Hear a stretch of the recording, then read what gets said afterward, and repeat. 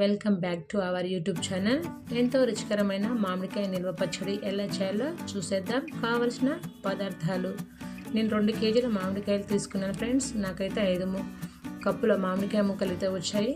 నేను 1/2 కప్పు వేరుశనగ నూనె వేసుకొని కలిపి పక్కన పెట్టుకున్నాను. నేను ఇక్కడైతే ఆవాల పొడి 1 కప్పు తీసుకున్నాను. 1.5 స్పూన్ అయితే జీలకర్ర మెంతుల పొడి అయితే తీసుకున్నాను ఫ్రెండ్స్. 1 కప్పు కారము, 1 కప్పు నేనైతే కారం తీసుకున్నాను. టేస్ట్కి సరిపడా, మీకు ఒకవేళ స్పైసీ కావాలనుకుంటే స్పైసీ ఉన్న కారం తీసుకోండి ఫ్రెండ్స్. నాకైతే ఇది నార్మల్ ఉంది. నేనైతే ఇక్కడ కొద్దిగా తక్కువ ఉంది, 1 కప్పుకి ఉప్పు అయితే తీసుకున్నాను. ఉప్పు తక్కువ అయితే మరలా కలుపుకోవచ్చు ఫ్రెండ్స్, మరీ ఎక్కువ వేసుకోవద్దండి. నేనైతే కప్పుకు కొద్దిగా తక్కువ ఉంది ఉప్పు. 2 స్పూన్లు అయితే పసుపు అయితే తీసుకున్నాను ఫ్రెండ్స్. వీటన్నిటిని చక్కగా మనము కలుపుకోవాలి. ఎంత చక్కగా కలుపుకుంటే అంత మంచిగా పచ్చడి కుదురుతుంది ఫ్రెండ్స్. నేనైతే చక్కగా కలుపుకున్నాను. ఒక 2-3 మినిట్స్ తర్వాత చక్కగా కలిపి ఈ ముక్కలకైతే మనము వేసుకొని కలుపుకుందాం. ఈ ముక్కలు కూడా మనం తీసుకున్న ఈ పొడి చక్కగా కలవాలి ఫ్రెండ్స్. అంతటిని బాగా మిక్స్ అయ్యేలా మనము కలుపుకోవాలి. ఎంత చక్కగా కలుపుకుంటే పచ్చడి మనకు అంత టేస్టీగా వస్తుంది. ఎక్కడ ఉండలు లేకుండా చక్కగా పొడిని కలుపుకోవాలి. నేనైతే ఇక్కడ 1/2 కప్పు వెల్లుల్లిపాయలు తీసుకున్నాను. 1/2 కప్పు నేను తాలింపులో వేసుకున్నాను, కచ్చా పచ్చా దంచుకొని. వీటిని చక్కగా కలుపుకుందాం ఫ్రెండ్స్. ఎంత చక్కగా కలిపితే మనకు అంత చక్కగా టేస్టీగా చట్నీ వస్తుంది. కాబట్టి మనం చక్కగా కలుపుకుందాము.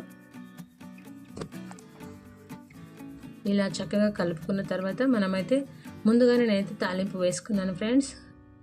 జీలకర్ర ఆవాలు వేసి నేనైతే తాలింపు వేసుకొని అది పూర్తిగా చల్లారాక మనము చట్నీలో కలుపుకోవాలి. నేను అందుకే ముందే తాలింపు వేసుకొని పక్కన పెట్టుకున్నాను. దాంట్లోనే నేను వెల్లుల్లిపాయలు అయితే కచ్చా పచ్చా దంచుకొని వేసుకున్నాను ఫ్రెండ్స్. ఇప్పుడు ఈ ఇంగ్రీడియంట్ మొత్తాన్ని కలుపుకుందాం. వీటినైతే మనము చక్కగా ఈ తాలింపు చల్లగా అయినాకనే వేయాలి ఫ్రెండ్స్, వేడిగా ఉన్నప్పుడైతే వేయకూడదు. ఇప్పుడు నేను ఇది మొత్తం చల్లగా అయ్యాక నేను ఇందులో కలుపుతున్నాను. ఇది చక్కగా కలుపుకొని మనము ఒక డబ్బాలోనికి లేదా ఒక జారీలోకి అయితే తీసుకొని పెట్టుకోవాలి ఫ్రెండ్స్. సింపుల్ రెసిపీ, మీరేమి ఇబ్బంది పడాల్సిన అవసరం లేదు ఫ్రెండ్స్, చాలా సింపుల్గా. నేనైతే డబ్బాలో కొద్దిగా అయితే ఆయిల్ అయితే వేసుకున్నాను.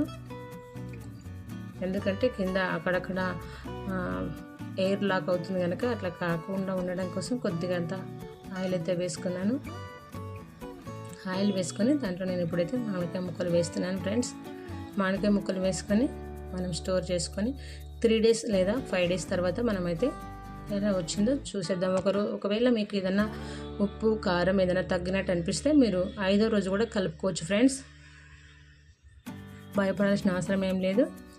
3వ రోజు కానీ 5వ రోజు కానీ మీరు తీసుకొని చక్కగా ఉప్పు కారం మసాలా కరెక్ట్గా సరిపోతే, ఇక్కడైతే నాకైతే కరెక్ట్గా సరిపోయింది ఫ్రెండ్స్. మీకు ఒకవేళ ఉప్పు ఏదైనా తగ్గినట్టు అనిపిస్తే ఇది 3 రోజులకు 5 రోజులకి కొంచెం తగ్గుతుంది. ఎందుకంటే మామిడికాయ పులుపు ఎక్కిన కొద్దీ మనకు కారం అయితే కొంచెం తగ్గినట్టు అనిపించవచ్చు. మీకు ఒకవేళ కారం తగ్గితే ఉప్పు కారం తగ్గితే కలుపుకోండి. నాకైతే కరెక్ట్గా సరిపోయింది ఫ్రెండ్స్. మీ టేస్ట్కి తగ్గట్టు ఒకవేళ తగ్గితే కలుపుకోండి, లేదు మాకు చాలా అనుకుంటే మీ చాయిస్ ఫ్రెండ్స్. అది నాకైతే చక్కగా కుదిరింది కనుక నేనేం కలుపుకోవట్లేదు. ఇప్పుడైతే మొత్తం దీన్ని మనము పక్కన పెట్టుకుందాం.